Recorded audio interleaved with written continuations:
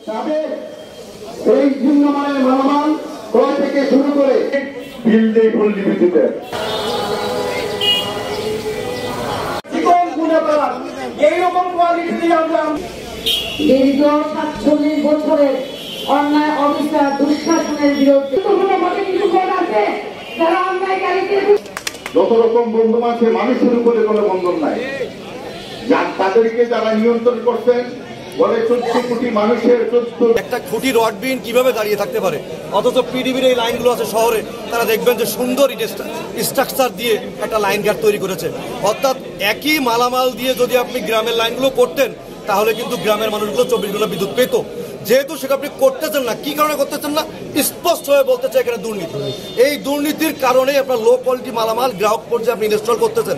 এই ইনস্টল করার কারণে একটু বৃষ্টি হলেই আপনার বিদ্যুৎ থাকে না, খুঁটি ভেঙে যায় এবং আপনার মিটারগুলো লো কোয়ালিটি, যে মিটারগুলো বাজারে ৬০০ টাকা করে পাওয়া যায় সেটা আপনারা বাধ্য হচ্ছেন সরকারকে চাপে ফেলে তারা ১২০০-১৩০০ টাকা করে কেনাচ্ছে। বন্ধনের আমাদের দুইটা দাবি আপনারা ইতিমধ্যে জেনেছেন। আমরা কেন কথা বলতে চাই, আমরা গ্রাহককে সেবা দিতে চাই, সেবা দেওয়ার জন্য আরো অফিস করা দরকার।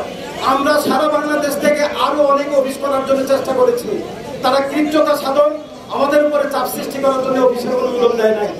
আমাদের জনগণকে ভালো বিদ্যুৎ দিতে হলে আমাদের নতুন সাব স্টেশন নির্মাণ করা দরকার। আমার আওতা আপনারা দেখেন, ডকুমেন্টস আমি দেখাবো, বারবার মাসের পর মাস সাব স্টেশন করার জন্য চেষ্টা করছে, সাব স্টেশনের অনুমোদন দিচ্ছে না। আমি বলতে চাই, যদি আজকে আপনি সংশোধন করতে যাচ্ছেন, আপনি ৭৭ সালে যাচ্ছেন কেন?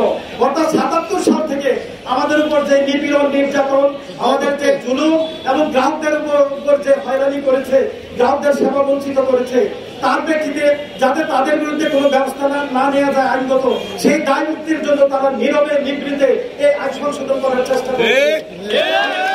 আমরা সেটা রুখে দিয়েছি। আমরা ২৫০টিরও বেশি ডিজাইন অপশন নিয়ে ওয়ালটন স্মার্ট ফ্রিজ, বোঝে আপনার প্রয়োজন।